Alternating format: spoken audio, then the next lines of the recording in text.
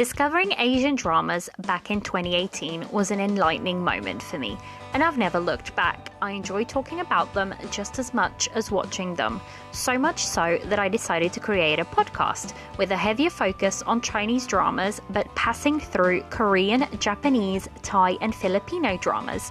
Welcome to the Tea and Soju Asian Drama Podcast, your corner for drama talking. For more tea and soju content, consider joining Patreon, where I release extra reviews and polls. Everything is linked in the episode description.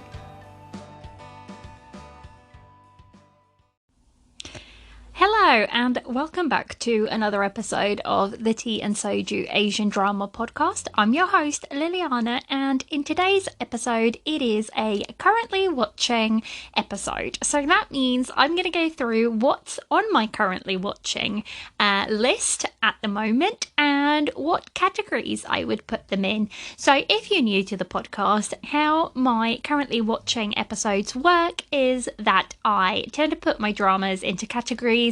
A friend of mine did this a good while back and I kind of liked how it worked, so I stuck with it.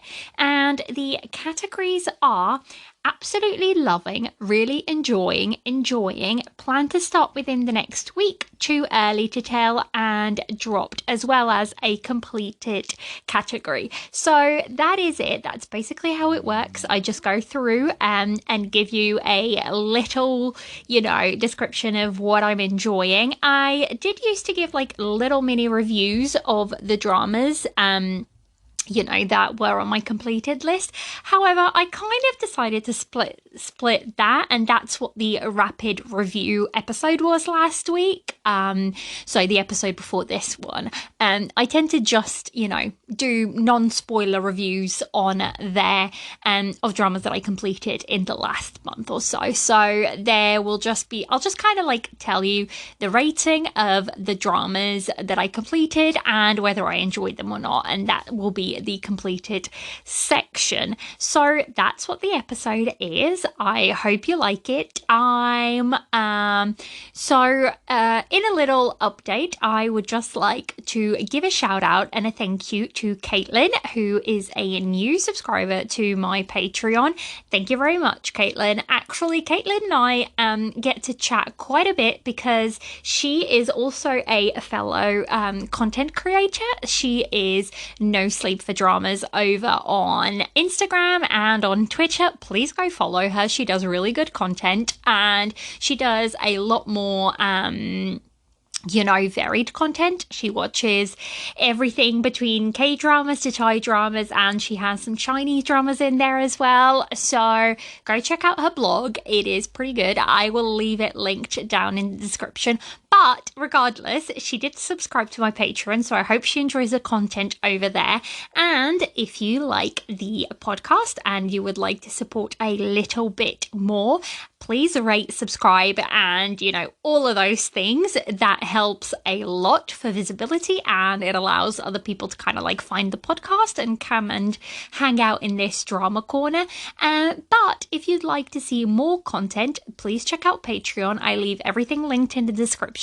And over on Patreon, I do a lot of like mini episodes. And by that, I mean first impressions and, last impressions on dramas, as well as movie reviews and things like that. It has been a little bit quiet on Patreon in terms of me uploading, just because if you heard last week's episode, real life has not been good lately. It's still not great. I still have a pretty big family emergency in terms of a health crisis within, a very, very, very close family member. But we're hanging in there. We move because that's all we can do. We just have to take it one day at a time. And hey, at least we've got dramas to kind of like help us along the tough times. This is what I mean when I always say a lot of the time don't dig too much into the dramas. I kind of just take them at face value, mainly because I love escapism, and that's what I need in times like these. And luckily we have plenty of dramas that provide that. I haven't said this in a while, but my dog is being extremely loud in the background. If you guys can hear it, you never can, but I can. I've listened back to some of the episodes and I swear I can pinpoint where he's being loud. And I don't know if it's just because personally I know where it is in the audio or if I just pick it up anyways. But yeah, he's just having a well of a time on the sofa there. So hopefully he'll quieten down and, do his thing a little bit quietly. But yes, that is everything. That's the intro. I think this episode's probably going to be a little bit shorter just because I am, not watching quite as much as I normally am, just because I generally don't have as much time as I would like to, simply because, again, real life is being, I don't even know how to describe it, but real life is just being life in general. So yeah, but without further ado, let's get straight into the categories. And the absolutely loving category, I have exactly one drama in that category. And to be honest, it'll be no surprise to anybody who follows, any of my socials. Go check them out because I find them, I find posting on there quite fun. I'm trying to get better with socials, so hopefully that's working. But anyways, that is the Chinese xianxia drama Till the End of the Moon, and that stars Bai Lu and Liu Yunxi. Now, this drama is my current obsession. It is not just my current obsession, but a lot of people's current obsession, and I'm so happy it's doing so well. It's been one of those dramas that I've kind of been anticipating for so long. It is the long-awaited, reuniting of Bai Lu and Liu Yunxi, who starred in Love is Sweet from, I believe, either 2020 or 2021, and we knew their chemistry was going to be good because Love is Sweet, the story is okay. There's a lot of office politics that I could do without, but what's shown in that drama and what made that drama, a really good watch for me was Bai Lu and Liu Yunxi. Their chemistry was off the charts. So, going into this into Till the End of the Moon, I knew the chemistry was going to be on point. They've worked together before. They feel a lot more comfortable. And I feel like they're, they feel like they're friends, so that probably helps them a lot to feel, a little bit more comfortable. It's not their first time working together, so that probably helps them. But also, when this drama was kind of releasing all the promo stuff, trailers and posters and whatnot, the costumes for this were so pretty. They're these very vibrant colors, a lot of them. There's lots of yellows and oranges, and there's a lot of dark colors as well. But there's also a lot of bright colors to contrast it, and I feel like every single character has a very unique style to that character, and I kind of love it. But yeah, that is the only drama that is on my absolutely loving. It should be my absolutely obsessing over it. There is so much angst in this drama, and everything is kind of connected within the story, and I am just obsessed with it right now. And I'm in my very bubble, and I love the fact that there is a whole community behind it that is watching it at the same time. At least, internationally, I know there is a lot of commotion around this drama. There's been a lot of hate towards it. There's been a lot of, dumb commentary. There's just been a lot of drama about this drama, and a lot of it is, a little bit ridiculous, to be honest. There was a lot of commentary about Liu Yunxi's physique, and I get it. He does look a lot slimmer than he tends to, but Liu Yunxi is he came from a ballet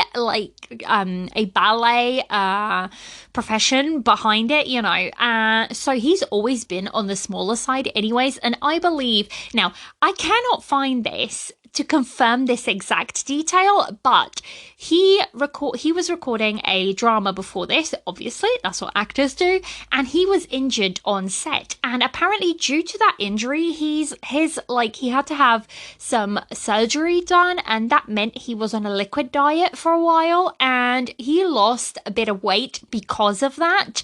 And he went straight from that into Till the End of the Moon, into recording Till the End of the Moon. And that means that he is probably like slightly smaller than he normally is. There was a big kerfuffle around that, and then there was a big kerfuffle around, goodness knows, about something that Bai Lu said. Like, Bai Lu called one of her characters from the Legends, like, I don't want to swear, but she called it like a bitch. And apparently, like, then she had to apologize because that was brought up, and people are like, oh, you don't talk about your characters like that. Guys, she is one in that drama. Like, she is one.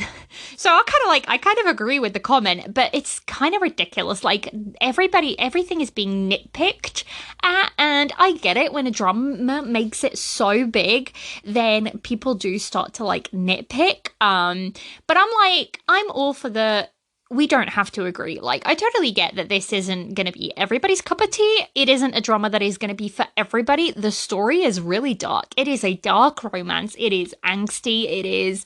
There's a lot of that. And it is a true enemies to lovers. There's a lot of conflicting emotions constantly. And I feel like it isn't a drama that it's going to be for everybody. And that's fine, because we don't all have to agree on everything all the time. And if we did, it could be boring anyways. Like, can you imagine if everybody just liked the same things?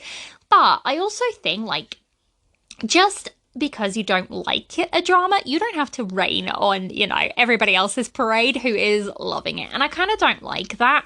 I feel like there's been a lot of hate thrown at it, and it's not justified.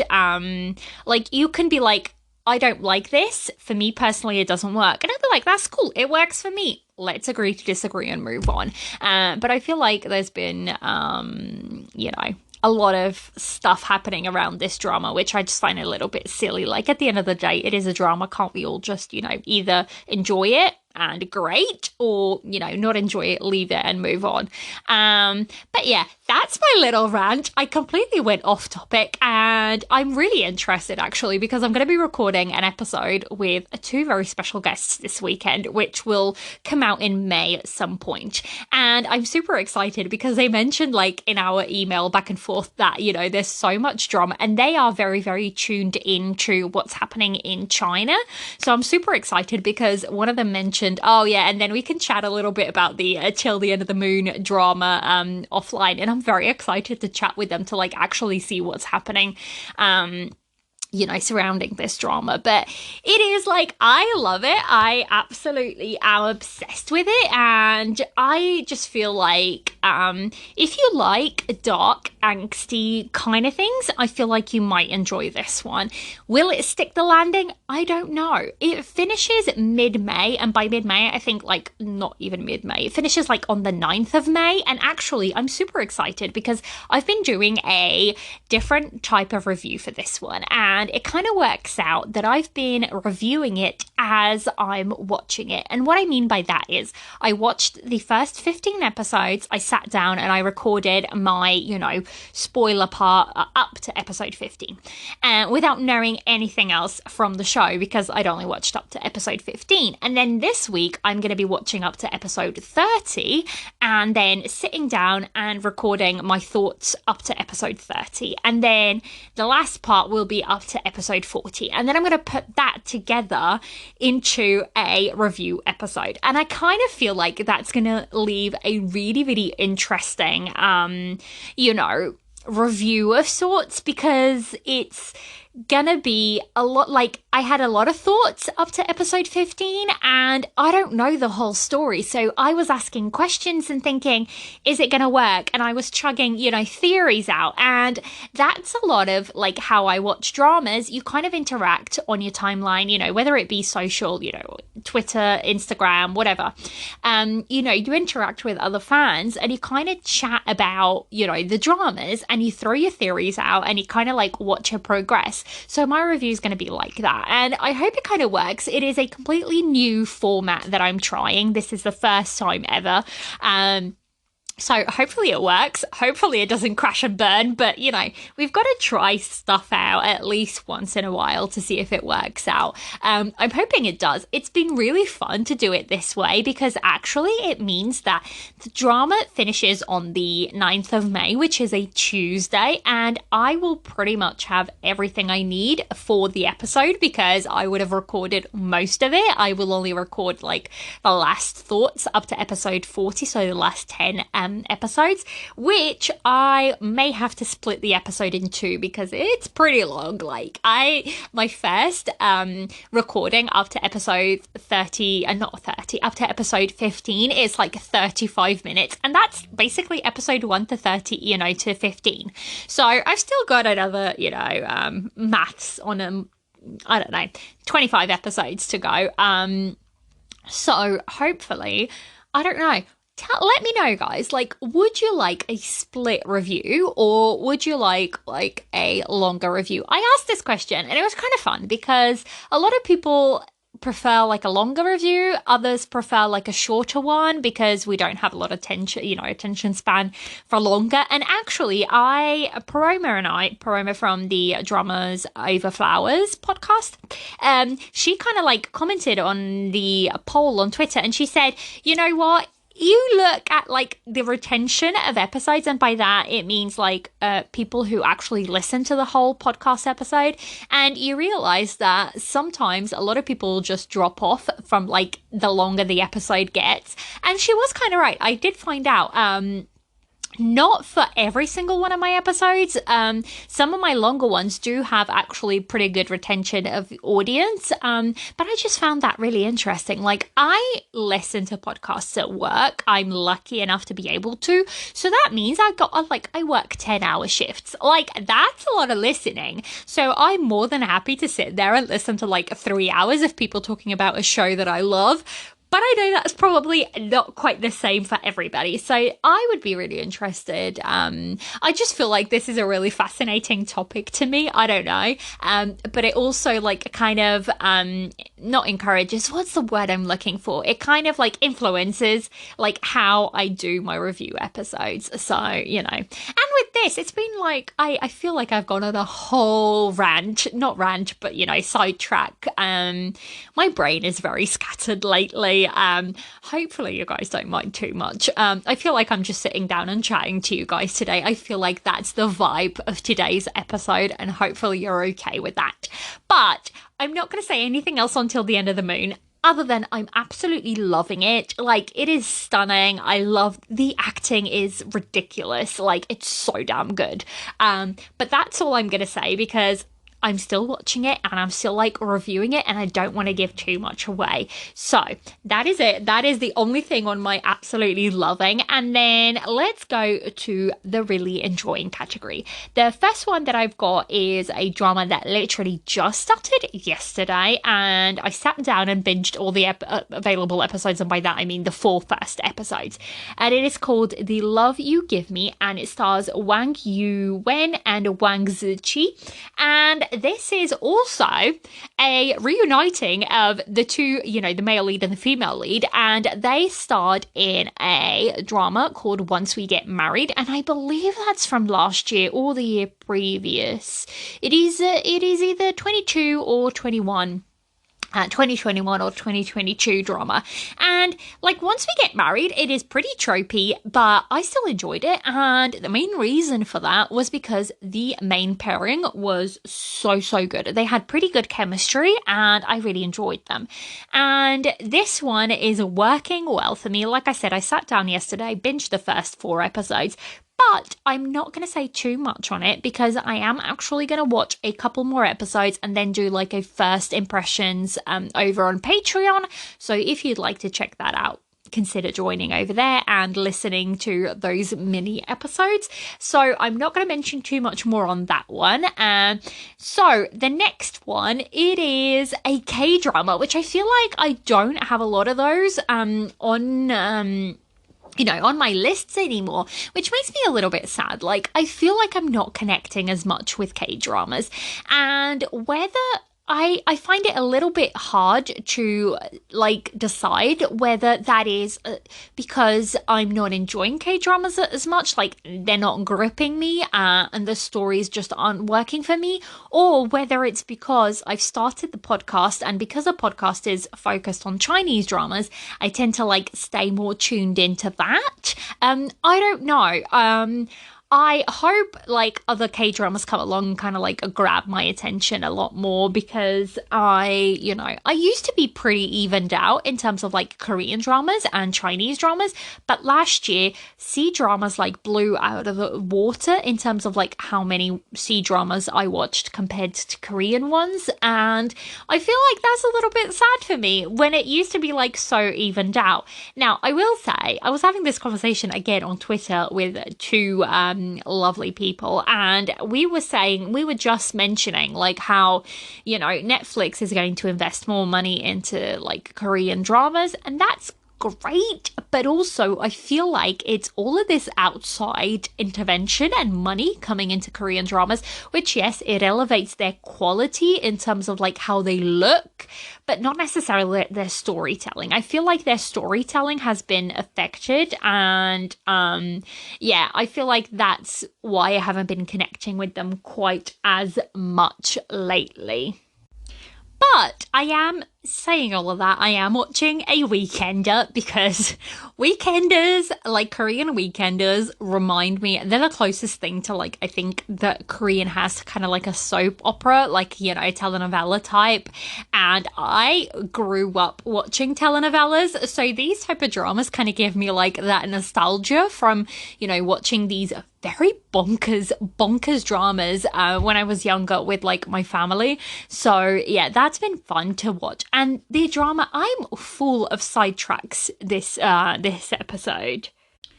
But the drama that I'm currently watching is called The Real Has Come, and that stars Baek Jin-hee and An Jae-hyun, and it also stars Cha Ju-young and Jung E-jae. To me, they're not main characters. I wish they weren't, because I wish they were less time of them on screen, but I digress.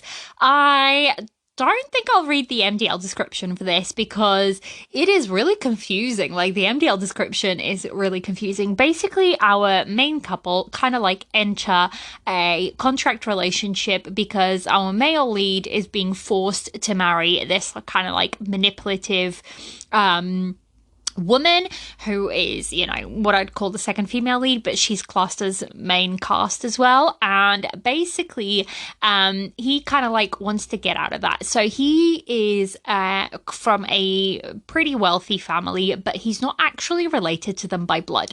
And the grandma is like horrible to him. Like, she is just mean. And basically, his mother married the, son of the family, the only son of the family, when he was already like in junior school or something like that.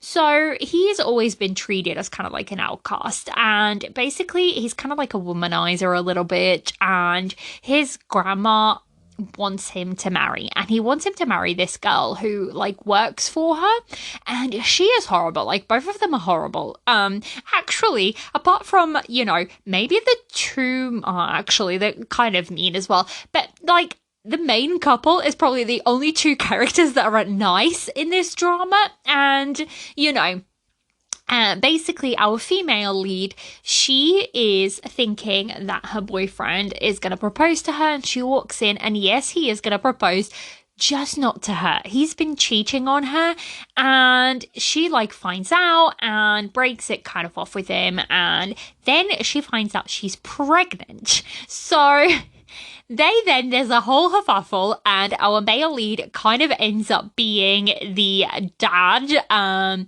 Everybody thinks he's the dad, and now everybody's kind of rushing, to get them married. But obviously, like, the second couple kind of want to destroy that. So it's a whole mess.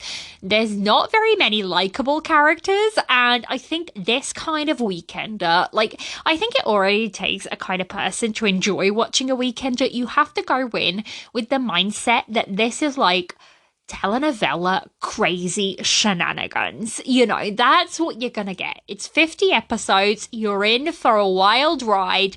You're gonna hate a lot of characters. You're gonna be mad a lot of the time. But also, they're gonna have pretty good, sweet moments between our main couple. So, do I recommend this? I mean, if you've watched Weekenders, then yes, sign up for this one.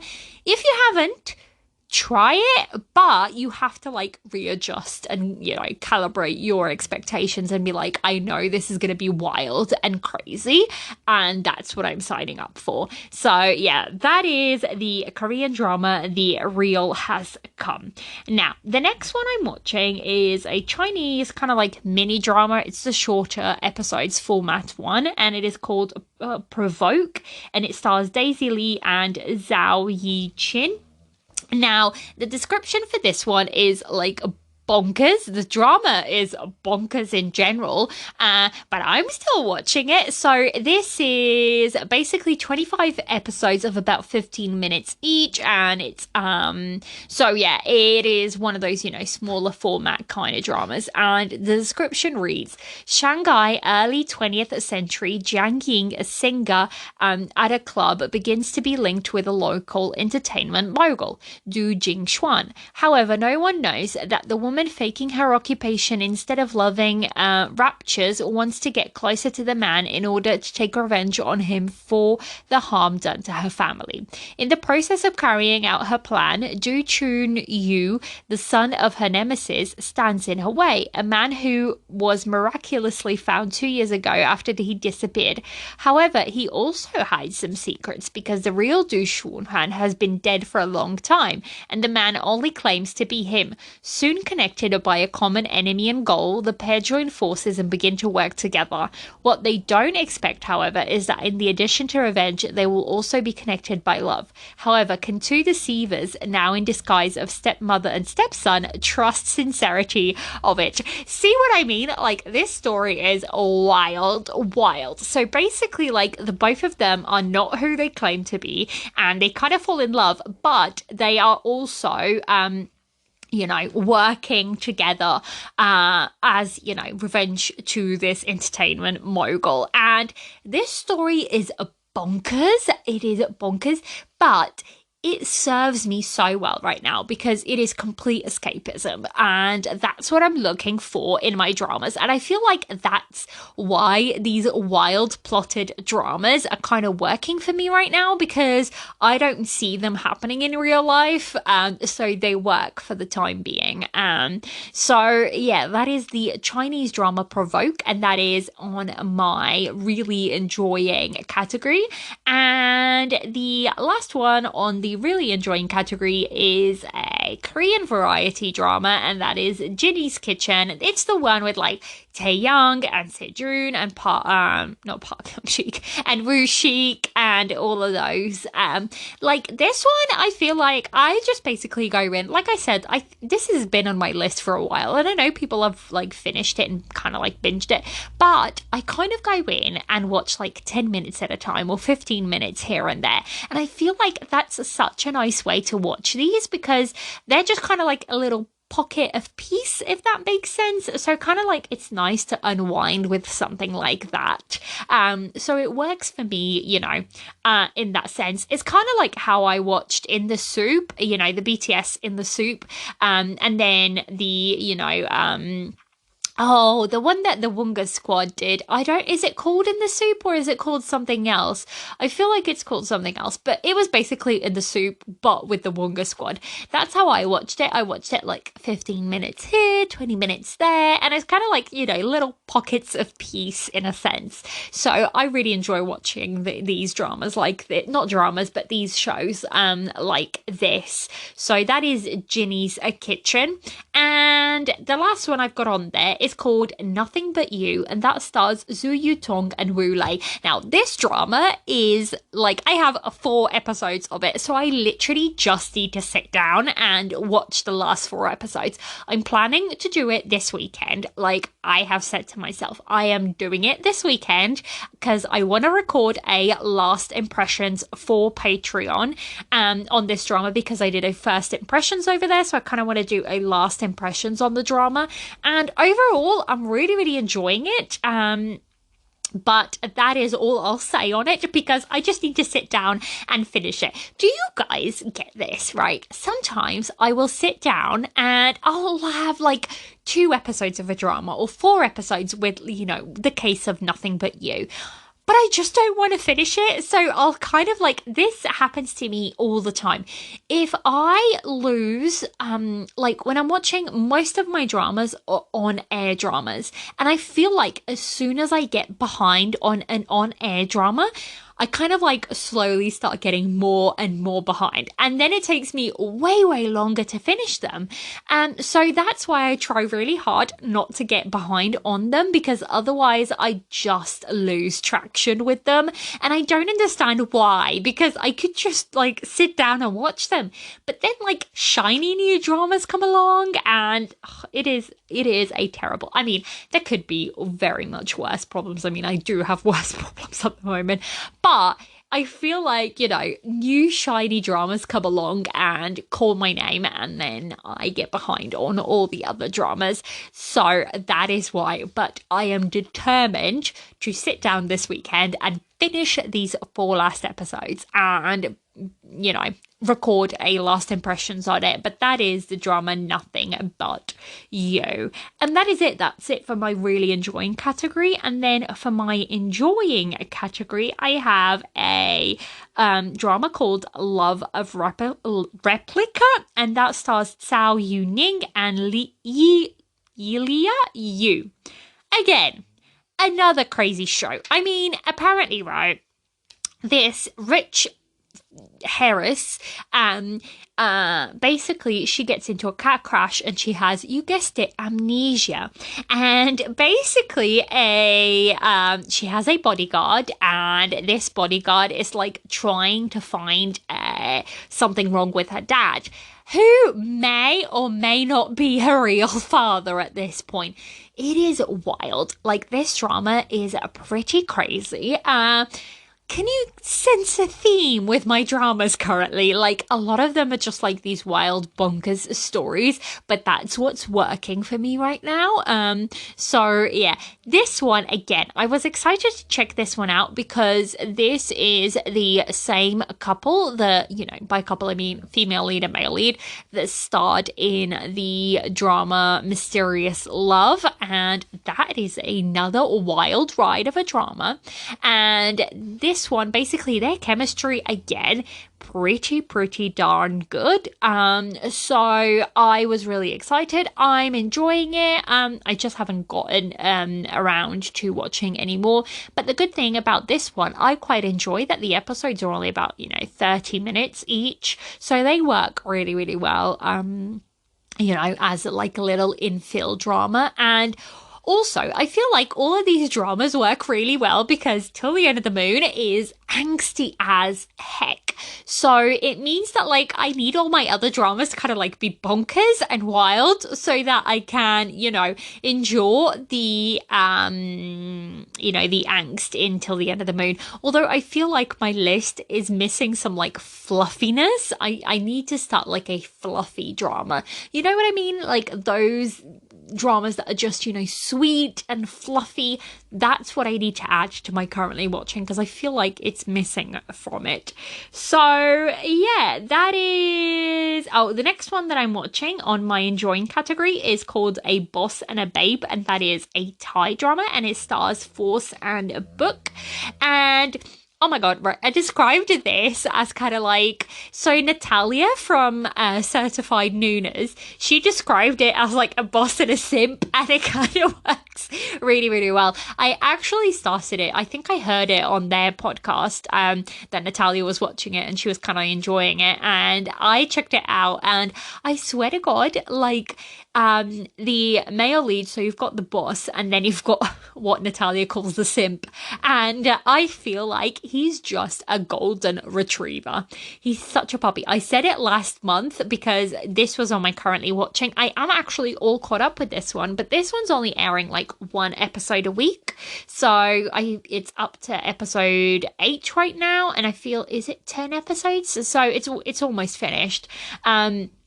But I just really enjoy it. Like, every week it's kind of like great. It's a little, it's quite nice as a little, sweet moment. And like I said, the male lead is just like a puppy. He's a golden retriever puppy, and it's kind of like enjoyable to watch, and it's been really fun to see like the CEO go from this cold CEO and be melted by this golden retriever. There is no other words. Like, that's what I see every time I see him on screen. I just see like a golden retriever, and it makes me happy.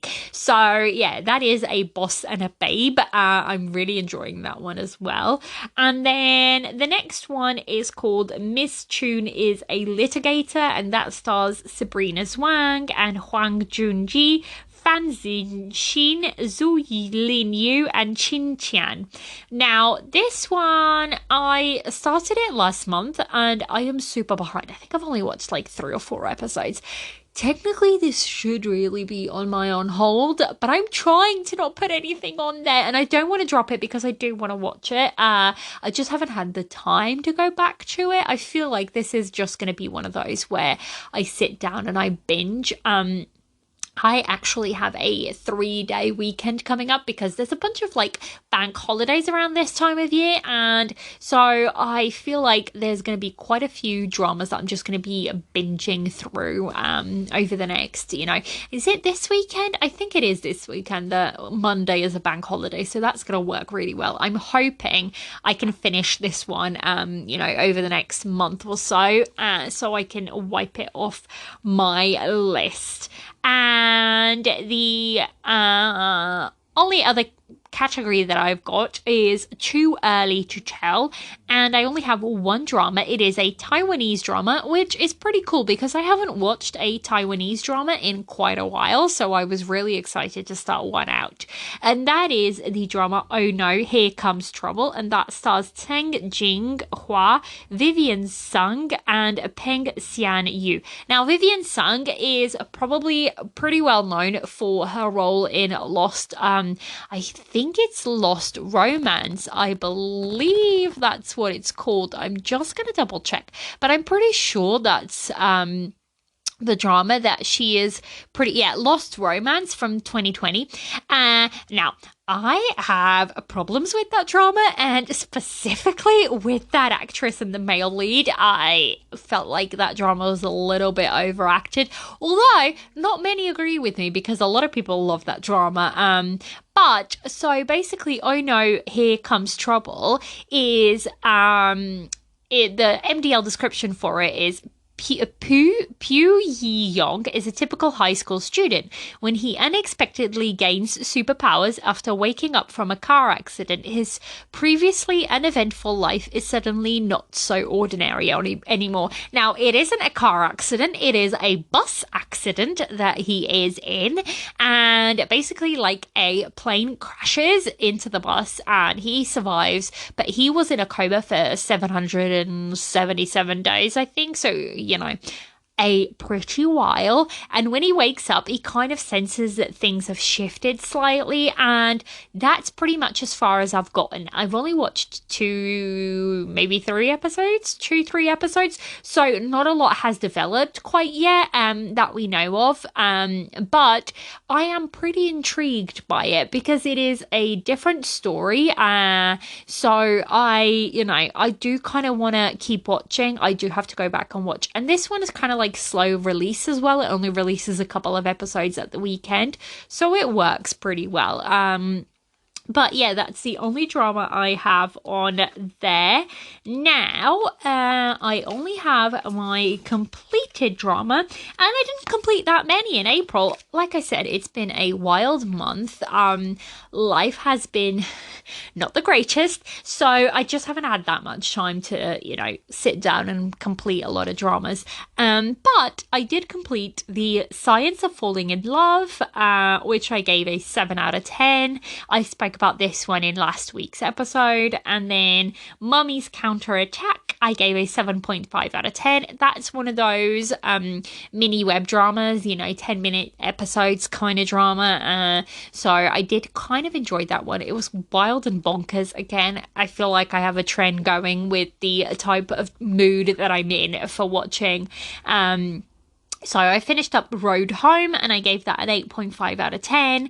And I finished up Moonlight Chicken and I scored that a 7.5 out of 10.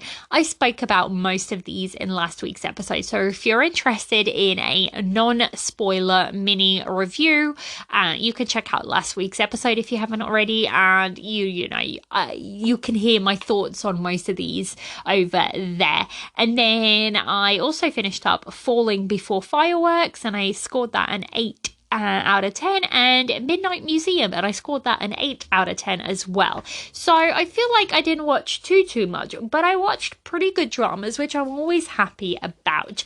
Now, I am going to just do a little update on my on hold list because I was doing so well. I'd cleared out and I was down to like 5 dramas, I think. But life got hectic and basically my on hold list has grown a little bit, only a little bit. And by a little bit, I have 1, 2, 3, 4, 5, 6, 7, 8 dramas on there. So I feel like I have more than I should. But it is dramas that I do want to get back to. And one of them is called Circle. It is a South Korean drama from 2017.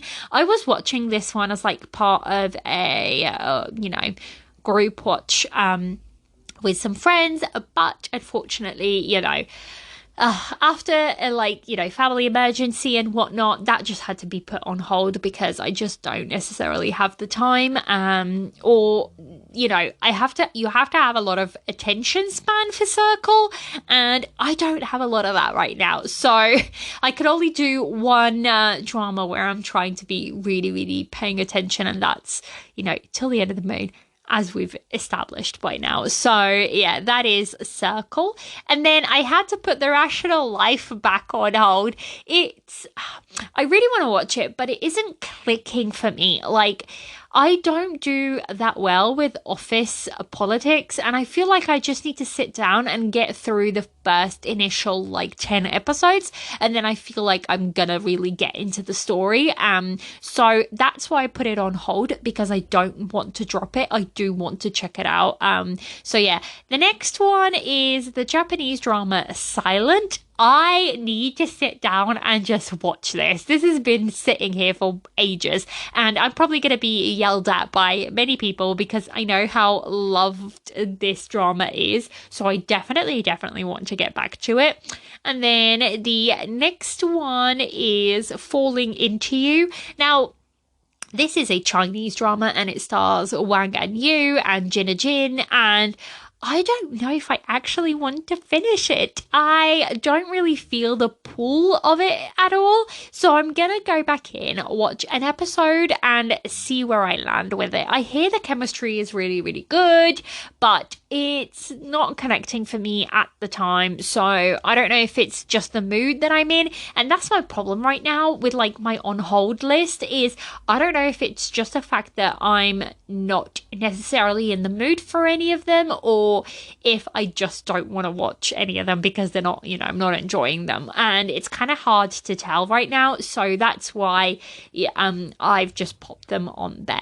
And the next one is one that was already on there, and that's the Blue Whisper. The next one is F4 Thailand. I feel like this is one I should get out of the on hold list because I feel like I'm in the mood for wild and crazy bonkers plot, and there's nothing more wild than F4. So I may be in the right mood for this one. And then the last two is Through the Darkness and Prison Playbook. I feel like I'm probably going to try and do F4 Thailand and Through the Darkness, simply because Through the Darkness is, shorter. So I'm hoping I can whiz through that. But I don't know if I'm quite in the right mood for thriller right now. So we'll just have to wait and see. But that's my little update on my on hold list. I was doing so well. And then life happened and, stuff had to be put back on there. But we've still got time. I mean, we're only going into May. So I've still got, a good chunk of the year left. So I am determined to get to the end of the year with this list cleared. But that's been my little update on my on hold challenge. I'll try to check in on these, monthly when I do my currently watching. But that is it. That's what I'm watching and enjoying right now. That's my currently watching list.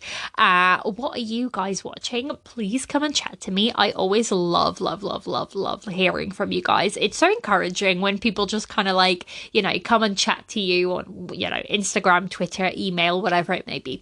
I do leave all of that linked in the description. So just come and, chat to me. I am always happy to talk Asian dramas and dramas in general. So it's always a welcome distraction. I hope you guys enjoyed this this episode. It's been a long day. I hope you guys have enjoyed this episode, and please enjoy, your dramas. I hope you are enjoying them, and I hope life is treating you well in your corner of the world, and I shall see you next week. Bye. This has been another episode of the Tea and Soju Asian Drama Podcast. I'm your host, Liliana, and you can come and chat to me on Instagram, Tea and Soju Pod, all one word, and on Twitter, tea_soju_pod. You can also email me at teandsojupodcast@gmail.com. If you would like to support this podcast, please consider joining Patreon for extra content. Lastly, if you enjoy this podcast, please help by rating and reviewing wherever you listen to help others find this drama corner. I'll leave everything linked in the description notes. See you next time for more Asian drama chatter.